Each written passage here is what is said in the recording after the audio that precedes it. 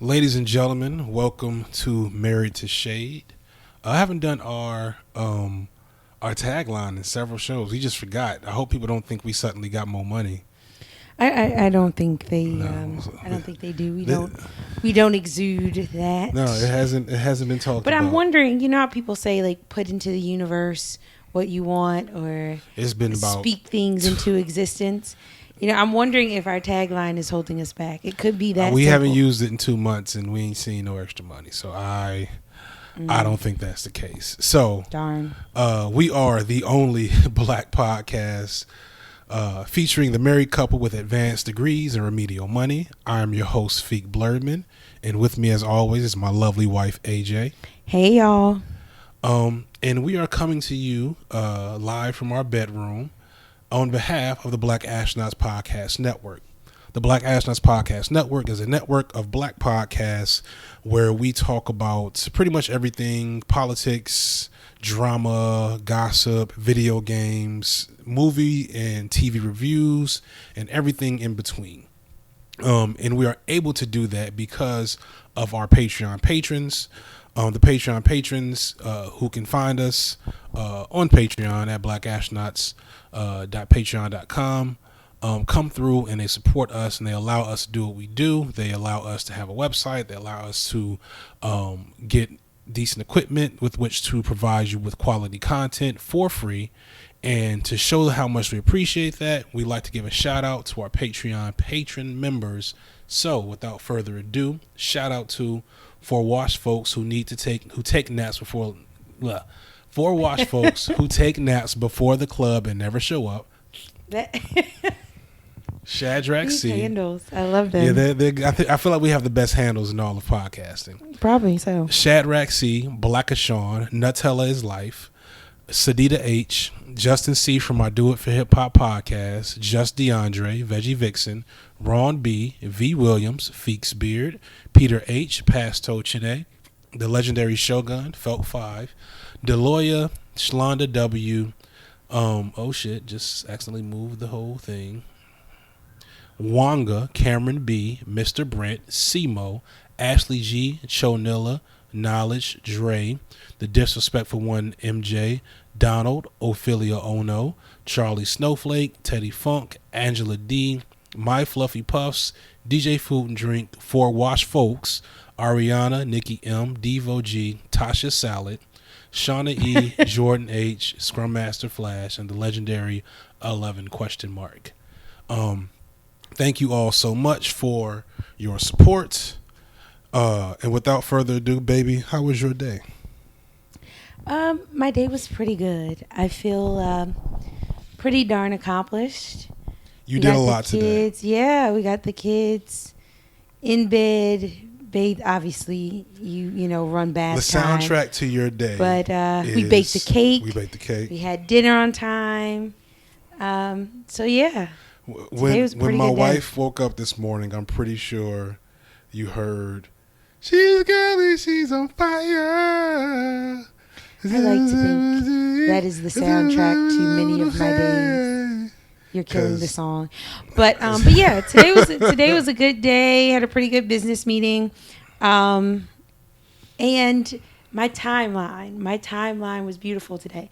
So Beautiful? today is do you have some issues? Okay, so today is Loving's Day. For those of you who don't know, what was it? Was it Lovings versus Virginia versus West Virginia? I thought it was don't like know. Tennessee. No, Let it me wasn't Google that. Tennessee. I think it was Virginia.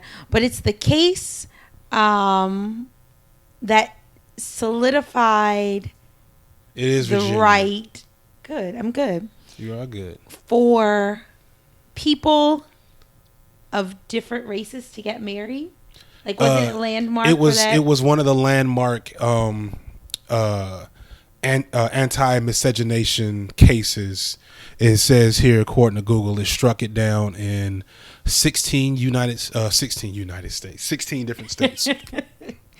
So big deal. And so my timeline was literally full of beautiful families, amazing couples, beautiful diversity, because folks celebrate Loving's Day. I kind of felt jealous because, a day called Loving's Day, like, you kind of think Valentine's Day, you think being in love. So, like, I was happy at least today I could post because of your birthday. But I was like, well, I want to get in on this.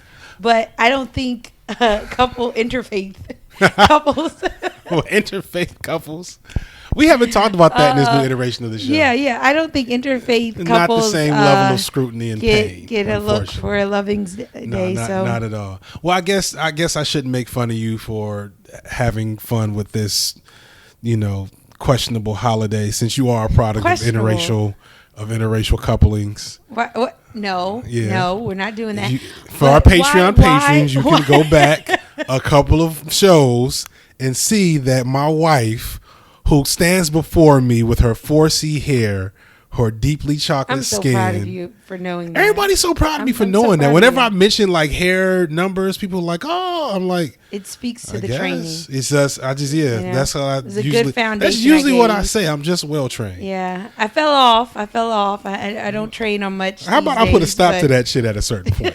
How about enough is enough? But as you sit before me, questionable. Why are you hating on Loving's Day? I'm gonna get there. As you sit before me with your chocolate skin, your 4C hair, so proud of it, and your big wide nose and big old cooler lips, has gotten wider over the years. Your ass is 25% European. It's 29%. 29%, or maybe 28.9. Fooled the fuck out of me. Just all kinds of. It's hilarious. You know, we're going to talk about this later, but I watched The Breakfast Club. Mm-hmm. And they did African ancestry this week. Oh, I'd love to do that. Yes. You learn the exact tribe. Oh. So, like, they learned that they were Mandinka and from Guinea-Bissau, a tribe in Guinea-Bissau. I mean, it gets really specific. As soon as we get some money to waste on frivolous things, that's like top of the list right there. Yeah. But Loving's Day, I don't really have a lot of hate for Loving's Day. I am annoyed by, like, I don't know any interracial couples or families, because we do know an interracial family that I actually have issues with, but that's because I don't deal with people I have issue with. But I do often, I'm just annoyed with white women's fetishization of black men. Like being fetishized. Fetishization? Whatever that is. I don't know. I think fetishization. Even if it's wrong. I'm really annoyed by white women's fetishization of black men. I know that's probably going backwards, because many people think about how black men fetishize white women, which is true. But it's definitely a quid pro quo situation. So you do know that Loving's Day, first of all, the couple was a white man and a black woman. A white guy. A black woman who, from what I understand, never claimed to be black. Like, she always said she was Native American. Don't do it. Let me go ahead. Well, maybe she was. You know what? No, I'm looking at her picture. She looked like my damn aunt. I'll give it to her. Okay. You never know. But like I said, I had lots of beautiful diversity in my timeline, and I have my issues from time to time with certain folks for specific reasons. Right. Specific reasons. Yeah, definitely not everybody. I don't think this is. I'm going to protect the day. And I'm going to say this is not the day to talk about white women, to talk about the fact that you are treated like a piece of meat. No, it's not even a piece of meat. It's like, it's so weird, because like it's like a bell curve. Like on one end it's a piece of meat, and then on the other end it's like proof of wokeness. You know what I'm saying? It's weird, but we're going to protect today. Because today, the more important holiday is the birth of one Feek Blurman. Yes. Big holiday in our house. Yes. I am officially closer to 40 than I am 30. That is, this has been one of the best birthdays I've ever had. And I want to thank you for that, because you started it off well, just with a smile this morning. And you had a good way of reminding me of my blessings today. And thank you. It helps that I'm in the best place professionally that I've ever been. And, I had good news about some things going on with my family earlier this week. And just things are going well, but having the boys, I think our oldest came in sleepy. You told him it was my birthday. He said, "Yeah, it's Daddy's birthday, but I have to go feces," and he just ran out the room. Like exactly like, like that. exactly that, like that. Should we talk about his secret keeping? No. We he's got a show coming up at some point in time as we continue to either wean and parent a future multi-millionaire or the worst asshole to ever be on reality TV. One of those two things. It's gonna be one. He's either a YouTube prankster or the president. One of those two things. And well, in today's day and age, it could be both. Or it could be both. It could be both. Why do you have to choose? Well, yeah, we'll talk about the fact that he can't keep secrets another day. Yes. What we will talk about today is a topic that I have been kind of harnessing for a while because it's an area of interest for me. You don't realize how much of an area of interest it is for you. And it's interesting for our show because I would venture to say that our show is the most problematic show on the network. What? It is. We have problematic. Our show is How are we problematic? I mean, it's not very problematic, but we went there a couple times. We weren't here for the Aziz thing. We were kind of on the fence about how to take that, and you're a Charlemagne the God fan, and I'm a all kinds of stuff fan, and I tend to go easy on the social outrage when it presents itself, and sometimes people read that, and it's been expressed to me that sometimes people read that as being a little problematic, and I think that's okay, and I kind of wanted to talk about that. So first let me break down what a problematic fave is. Okay. A problematic fave is basically a person that you like their work, their art, something about them, despite them being clearly on the problematic spectrum. So for me, my probably most prominent problematic fave is Louis C.K. Louis C.K. to me is possibly the funniest comedian of all time. Maybe. His comedy is so fucking genius. He definitely hits parenting on the. He hits parenting on the nose. He hits self loathing in a way that he does. You didn't know was possible. He clearly understood his issues and used his comedy to process it on certain levels, because he had a lot of jokes about sexual deviance, but not in we're doing S&M. It was more I masturbated today and I feel shitty. That's a third of his jokes. We should have known. We should have known. And so I know that some people are anti Louis C.K. and I get it. And there are some people that will never, be able to look at his comedy again, especially his comedy about sexual deviance. I get it. Can you is Louis C.K. still on Netflix and stuff? I don't know if his stuff was pulled. That's a good question. I can check that in a second. I can just grab the controller. I never liked this show that much. Well, I mean, I never did it either, but I didn't know how far it had gone. Well, he one thing that's interesting about him as a problematic fave is that when the whole Me Too thing started, he kind of got in front of it. He didn't fully get in front of it, in that there were rumors for some years. They were just very low, at a very low bubble, very low rumble.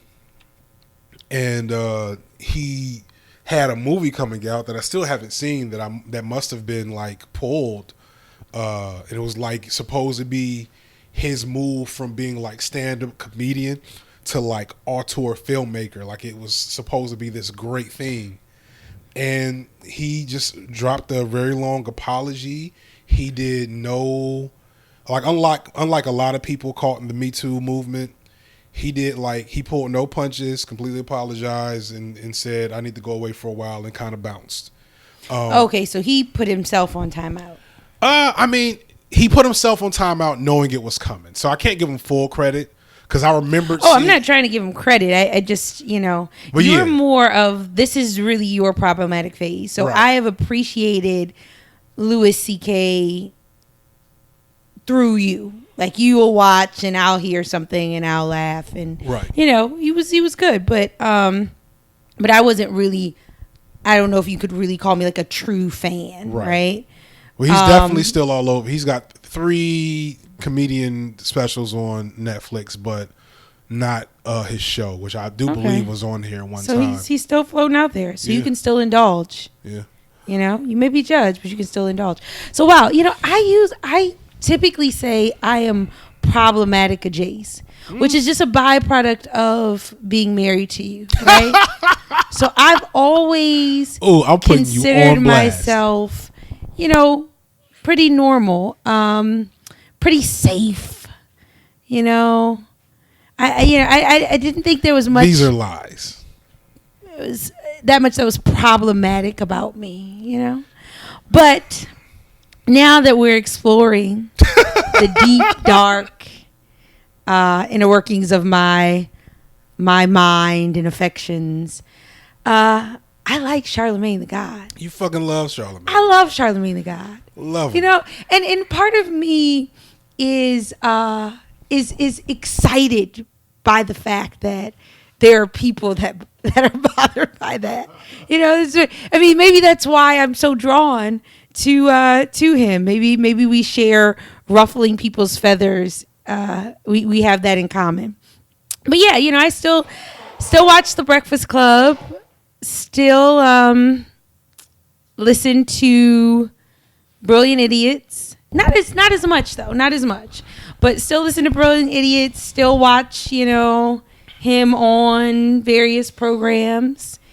And I'm happy you admitted this. That is, yeah. So I don't. Feels good. I feel lighter. Good. Feel lighter.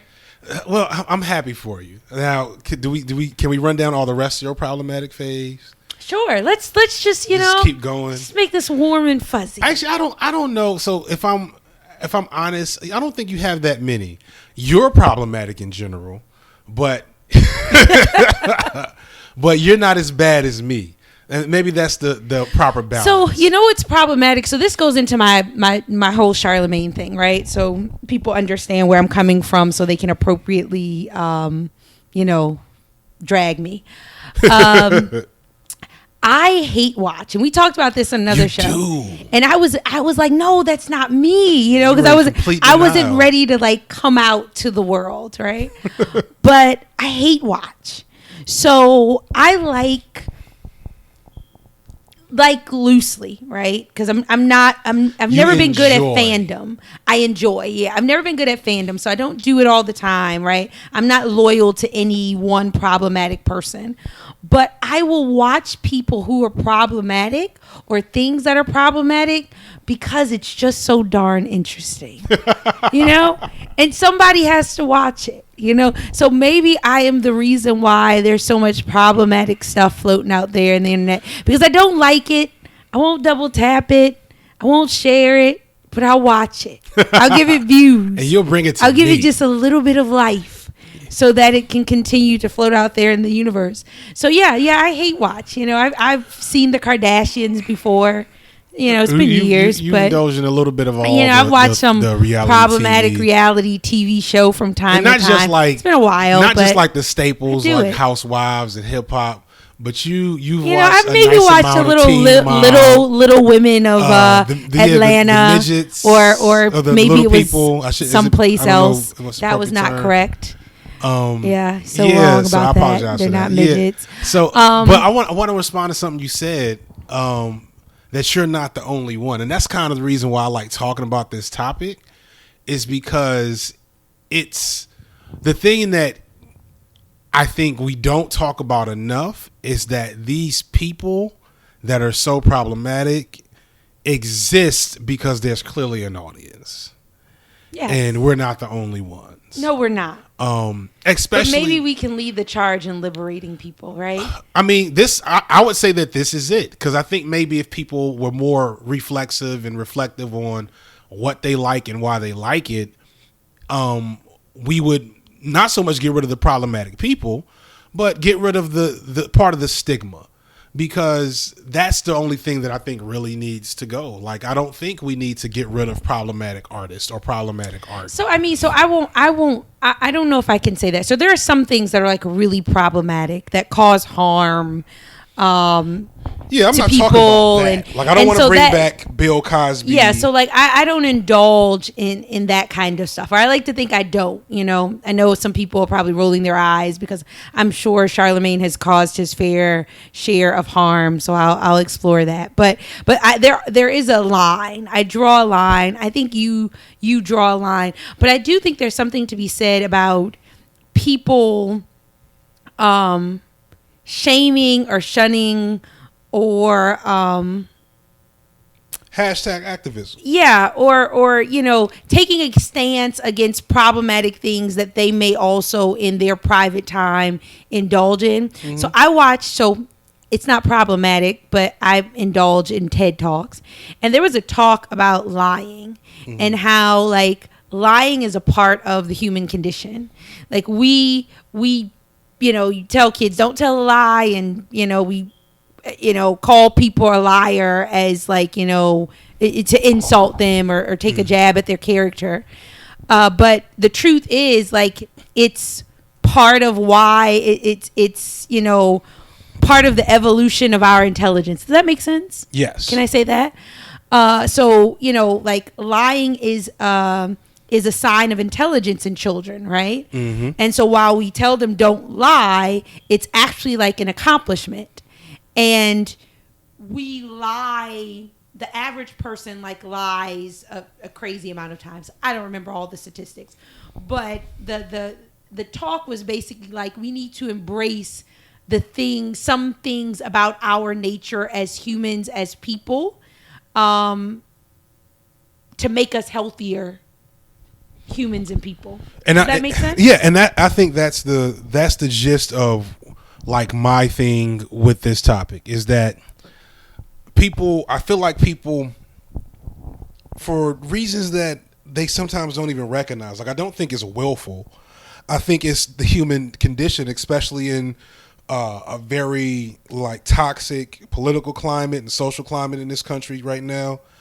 We're dealing with, and this is something we'll get to in a second, the nature of social media has toxified our social interactions to a great extent, and it may take a while before we fully like recover from what has happened to like discourse now that we have ways to talk to people without being in front of them. And so I think a byproduct of that is this need to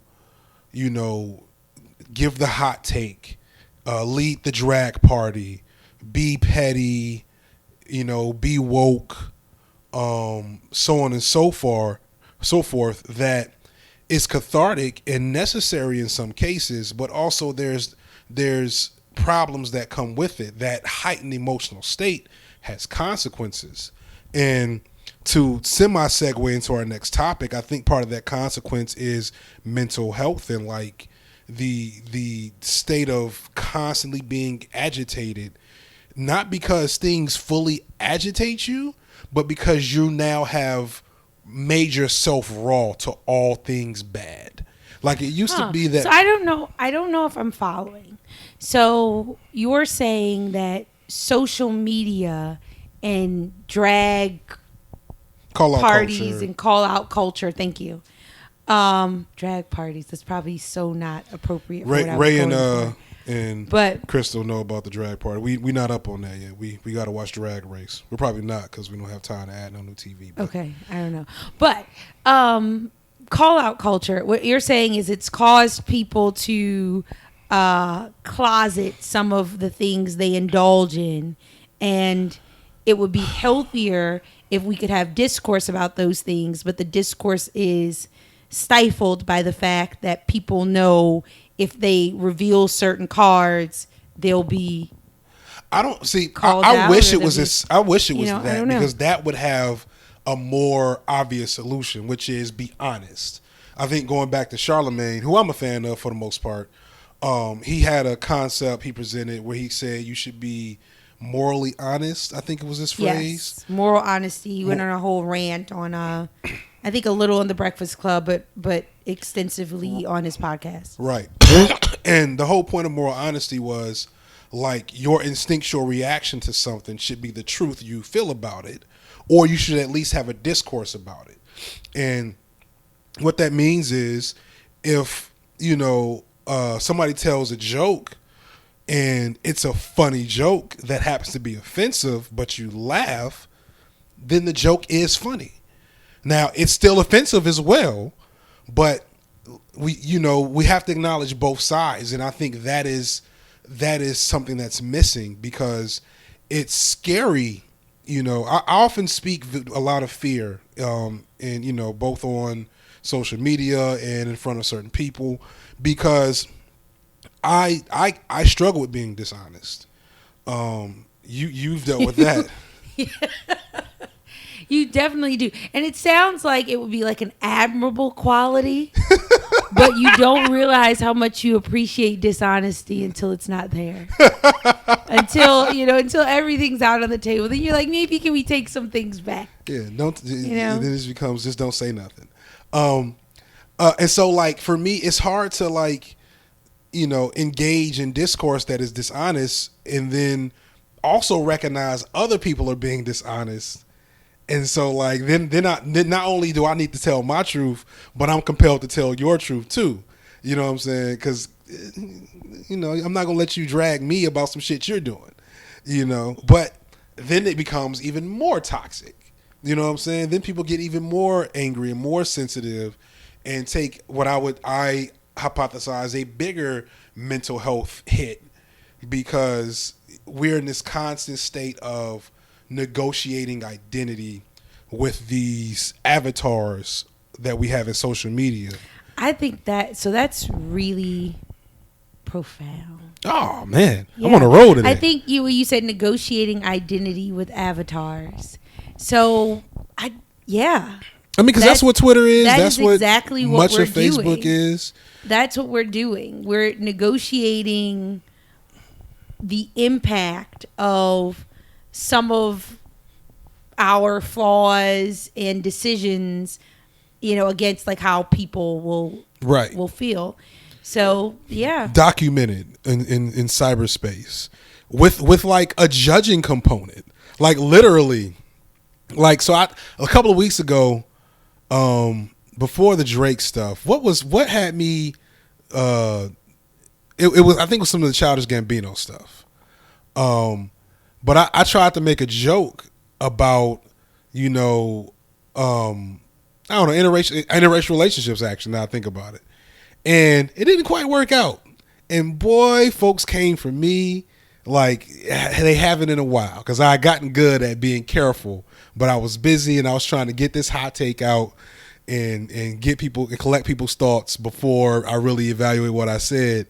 And like I had full on conversations with friends from high school about how to do better. Wow. You know what I'm saying? But it was good because that was at least constructive. But like, there's a handful of people that, are looking to come for me when I don't, I come save correct. folks the time. Right. I judge myself, which is also that's not healthy either. Not healthy. You know what I'm saying? Definitely not healthy. Definitely has an adverse impact on like your mental health. Because before I post, so like if all your drafts had to be published, you would have the longest Facebook. I would have so many posts, but then like so much trouble would be brought to my door because I will type something and then I'm like, I can't post that because what will people think? What will they say? The irony is that like, it wouldn't be much trouble. Yeah. Maybe all the awful things about you I only see. True, I save them. You save. It's called love. It's called love. But so I know you were trying to segue from our what do you call problematic phase? Problematic phase. Louis C.K., Charlemagne, the NFL. And how those would be received to mental health. And I want to say one of the reasons I like my problematic fave is because of his constant dialogue about his mental health. I don't think so. I'm sure there are podcasts out there that talk extensively about mental health that would give like great tips and are amazing resources. But when it comes to mental health for me, it's like, what do they say? I like, you put the medicine in the candy or the candy in the medicine. What's the I phrase? think put the medicine in the candy. Yeah, I think if I can't speak to everyone who suffers from, for me, it's anxiety, but everyone who has some kind of mental health challenge, but dealing with it from day to day is tough enough. And so I tend to stay away from a lot of like self-helpy, real academic, examinations of mental health challenges. You got an old black people response. Yeah. To your I prefer to deal with someone who talks about it probably in a inappropriate way, but it normalizes it and it makes me feel sane and safe to have that presence. And so, like, my problematic fave is probably only a problematic fave because he has chosen to incorporate his challenges with mental health in his platform. So, I mean, I don't know if that gets him a pass for all the other but see, crazy the whole point done, is you don't need a pass. You just declare and you hate if you won't or not. Yeah. That's interesting. I agree with that. I want to talk about, so we're coming off a week last week where we lost two major celebrities, and I feel like one more person that was of some note. I just don't remember who it was. I think they might have been black or like an Instagram model or something. I'm not sure. Oh, I hate to if someone took their life to kind of just kind of gloss yada, over. yada. Like, you were Sorry just an about Instagram. that. Yeah, I don't know who. But it was Kate Spade, that was. And then what's the other guy's name? Anthony Bourdain. Anthony Bourdain. They both took their lives, and some stats came out. This is something I already knew, but suicide is up by like 25, I think it is. I feel like higher. It's up by a rather large percentage nationwide since the turn of the century or the millennia, and it's up. So here's the interesting thing. It's up the most by a wide margin in white men. Like white men, they're struggling out there. Like I think there was 20,000 suicides in 2015. 15,000 of them were white men. Wow. I don't want to be flippant about this. That is interesting. So that's something I didn't know. Right. I didn't know. But I do know. So. But either way, what I do know that so many people, are just struggling in general. Yeah. Right? Yeah. So as a result of Anthony Bourdain and Kate Spade, there were a number of people in my social media sphere that were doing wellness checks, which I thought was a great thing.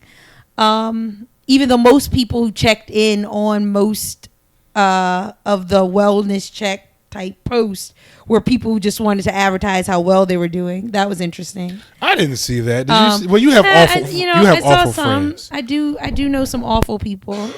But so I thought that was great, and it just it drew attention to the fact that so many people are willing to talk about their mental health challenges. Yeah. But then, you're like, it's like a blessing and a curse because so many people are willing to talk about it, but then you realize so many people are suffering. Mm-hmm. And going back to some of your points about social media and things, it's like, is this self-induced? Have we in all our gains lost some necessary part of our humanity and our makeup that is a protector against some of the mental health issues that plague so many young people? Yeah, a lot of young people. More young people than ever. By I feel like it was like 900%. It was something crazy. Or was that heroin? I'm a researcher and I start getting shit mixed up. Okay, I'm gonna need you to get that Either right. heroin or suicide is up 900% in Georgia. Okay, that's a biggie.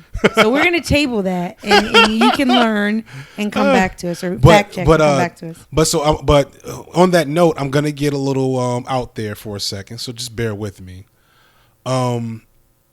So I'm a futurist, not just an Afrofuturist. I'm just a general person that likes to think about, pontificate, and discuss how the future will be.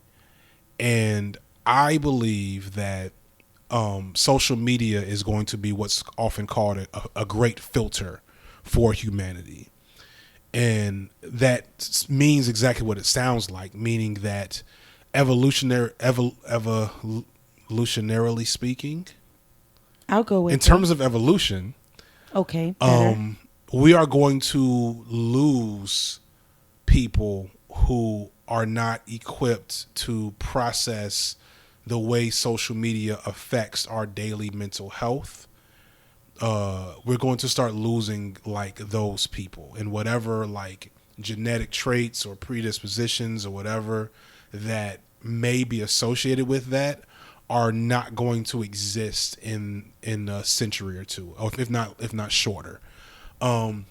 Because social media and the internet and the information age isn't going anywhere.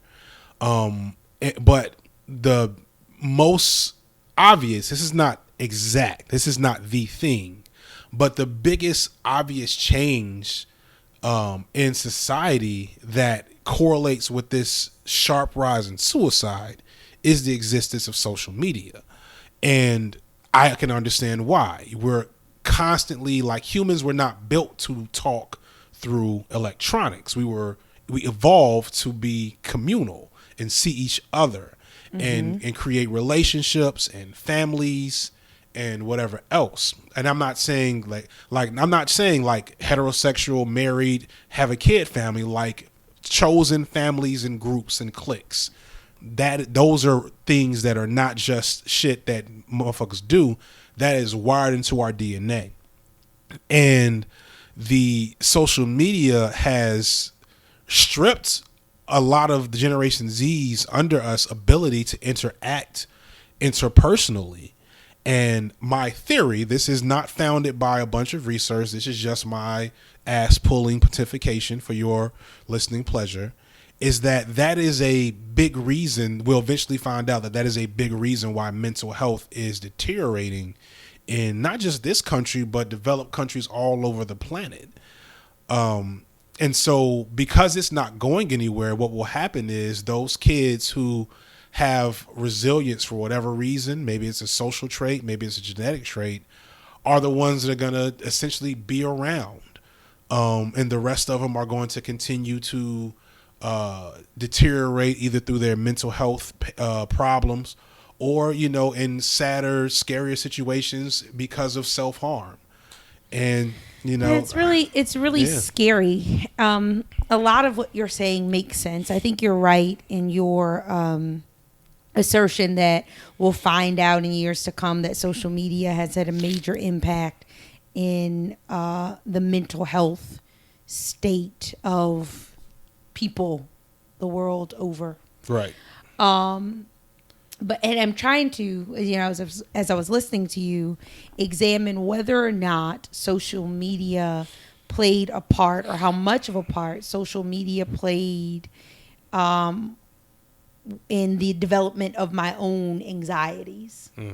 And you know what? I'm not sure that it had that much of an impact. So even though I just said, like, I wonder if there's something to this social media thing and, mental health issues, I also wonder, as I look back over my life, if it's also one of those things that just because we didn't have, we weren't able to communicate with each other in the ways that we communicate now, and so much more was taboo years ago than is taboo now. If it's not so much a social media induced thing, as much of it, as much as it being. Thank you. You're Total welcome. brain Love you, babe. shut off. that people are just, now they have a place that they can share thoughts and ideas and concerns, and some of those concerns around their own mental health or the mental health of others. So I don't know. Our I don't brains know. are much less quiet in 2018 than they are in 1998. And I don't think that's just because, excuse me, just because of the information. No, that's not just because of, damn it. That's not just because of social media. That's also because of like communication in general and just changes in social dynamics. Why are you I'm laughing? sorry. I have to laugh because I totally had a brain freeze or fart or whatever a second ago, right? And you helped me bring it home. You gave me words when I needed them. And I saw you struggle. And I couldn't help. Well, I appreciate that you feel bad about that. Yeah, I appreciate I that you do. love me enough that you wish you could have I'm a helped helper. that. So I don't, babe, you were saying it earlier. So you weren't a big social media user until a couple of years ago. I feel like having I children. don't even know if I am still a big social Well, media. you're a social media consumer now. Yes. You're not a big user. You don't There's so post much to hate regularly. watch. Yeah. And that's really what it is for you.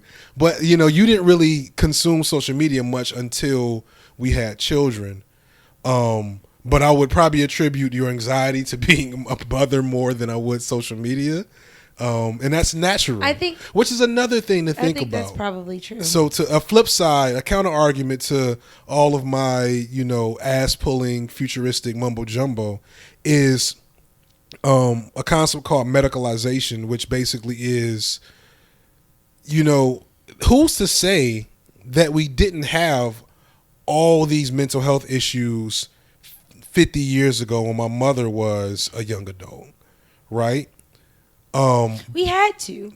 Surely we did. had to, because where there's trauma, right? There's subsequently post traumatic stress Right. issues. Right. You think about And so if you think about just, keeping it to African Americans, like the trauma Of we life. endured had to yield some serious PTSD.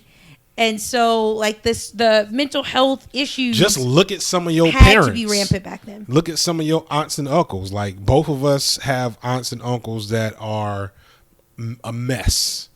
You know what I'm saying? And I'm sure we have listeners with those people. And then you hear, well, your uncle got pistol whipped when he was 7 by a police officer. Wow. Like That's like specific. as well. I don't know, but none of us know if that didn't happen because they don't. Mind's bank. Because another thing is they didn't talk about the shit, which is the kind of the point I was getting to is that so mental health in the past, white and black and male and female and other races as well, was seen as an insular problem to deal with, and or families just kind of protected and housed they crazy cousin, brother, sister, nephew, whatever, for as long as they could, and there were also like crazy houses, which probably shouldn't come back, but it was not solved through medication and diagnoses so readily.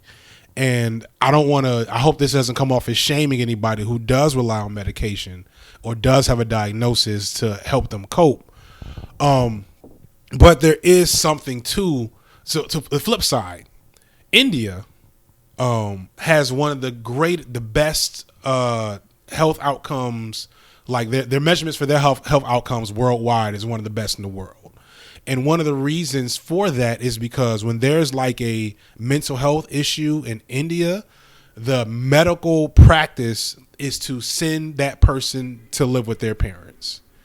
And that is the medical practice. They don't go with medication. They don't go with a ton of other things. They say, okay, go home. Your parents will take care of you. And the outcomes for that, the community tends, like the outcomes, meaning like what happens in the end, as crazy as that sounds, is better than any other place in the world. Most of the people I know who have mental health issues, the seed was planted at home. At home, Right. Which is the cause has much to do with their family, and those familiar relationships. Right. So That's very true. so So that may not work. I can't really get behind that. I will say, I don't know about the whole the medication. I think so. By far, I know people whose anxiety is far greater than mine, right? And then there's a host of other mental health challenges that I can't speak on because they're not my own. And I don't know. I just want to say I respect what people have to do to cope.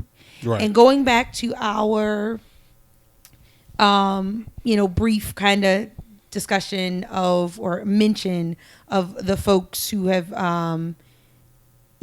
taken their lives most recently, the goal is to live as long as you can, as best as you can. Right. And so if medicating helps you live longer, helps you get a little bit Improves your closer quality to of being life. your best self, then Please do. then I'm for it. Now I will say, we've had personal conversations where I am proud of myself that that's not a route for my anxiety I've decided to take. But that's just me. That is definitely just me. And I definitely want to make it clear, even though I think we're on the same page with this, that I have no judgment for however people need to cope, because going back to some people need to cope with their problematic faves. They need to listen to that James Brown or Gucci Mane song and accept that Gucci Mane punched a girl in the face.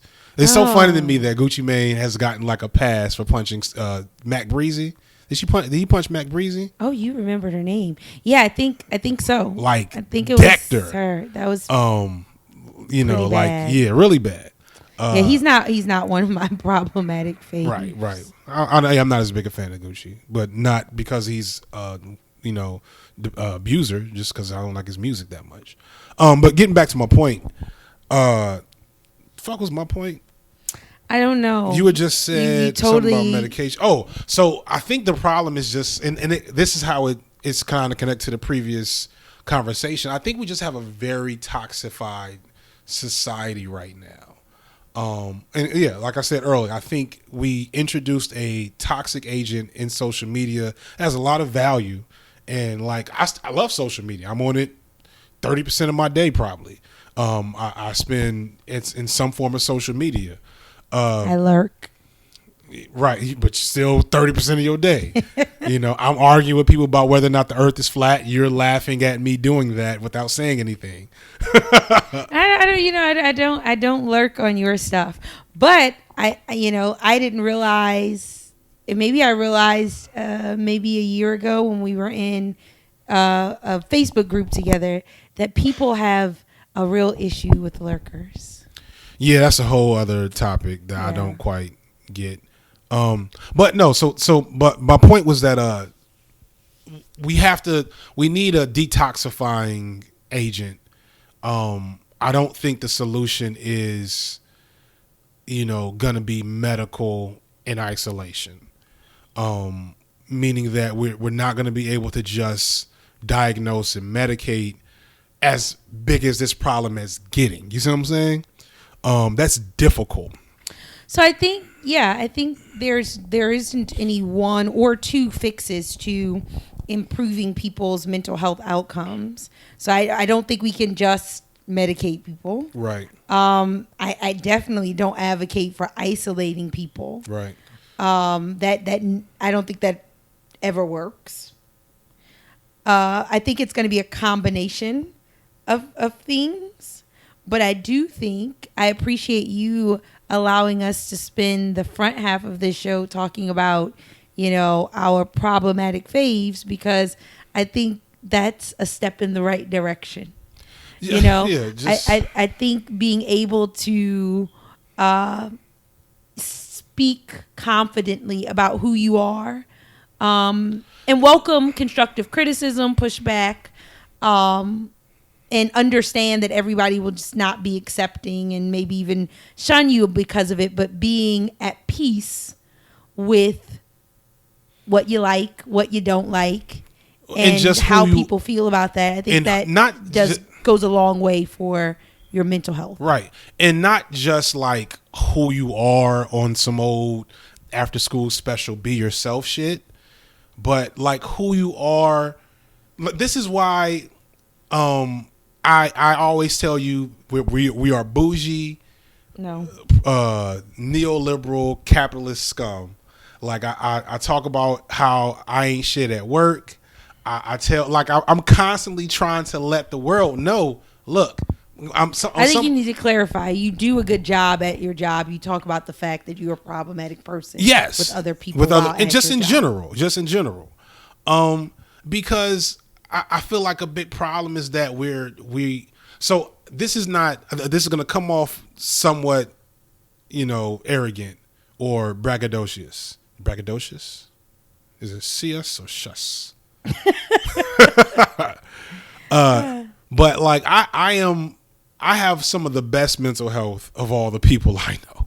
You do. Like, and the other people I know who seem to have great mental health are relatively similar to me. And part of that is and understand, I worked an extremely stressful job for 10 years. I have had deaths. I've had health issues. I have 2 ridiculous ass kids. So strong, right? It's not that I'm so strong. It's that I follow my id. I let my id flex. Everyone like I let my id flex as much as possible, because I feel like we spend so much time trying to smother it.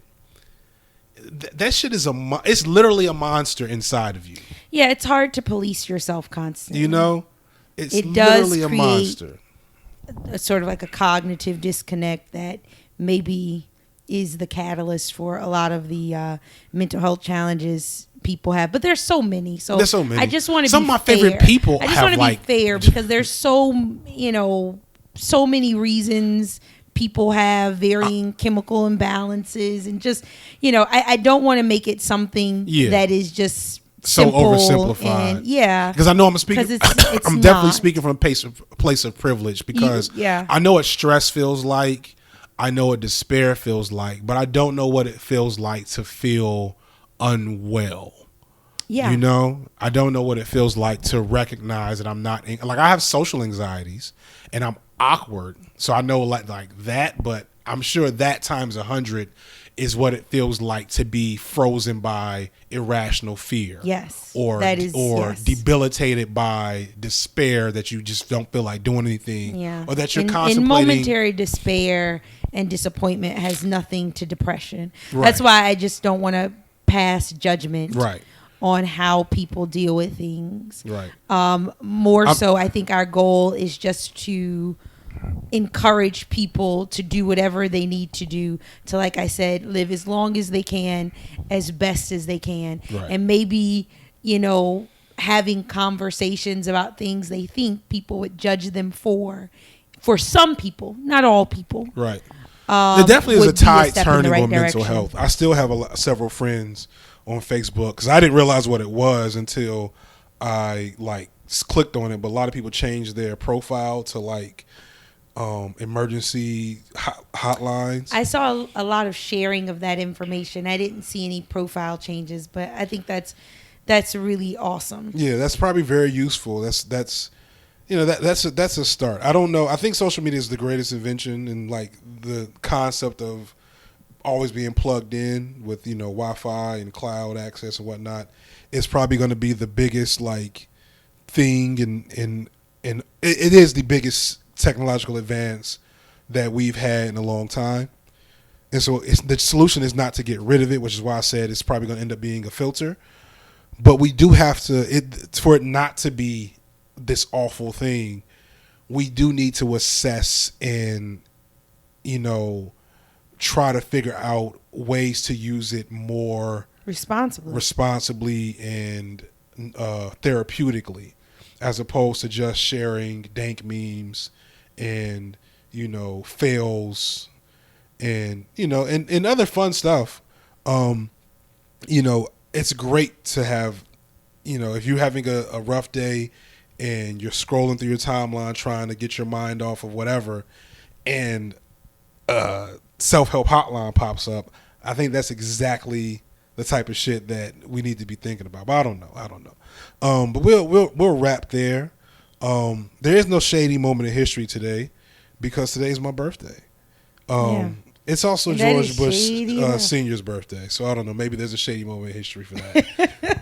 I never forget when I found that out. I was like 13. I was just old enough to realize that George Bush wasn't shit, and I think Clinton had just won, and I was like, oh, okay.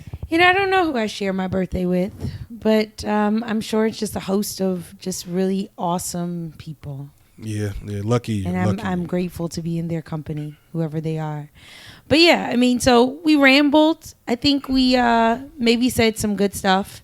We definitely said some problematic stuff, but that was like But like us anyway, because you do. That's it. That was the purpose of the show. Become a Patreon patron. Listen to us. Yes. Can't watch. Hate. But you can listen. Become a Patreon. We're okay with that. Yes. We're okay with that. We'll go back to being likable. I'll go back to being less problematic or problematic adjace.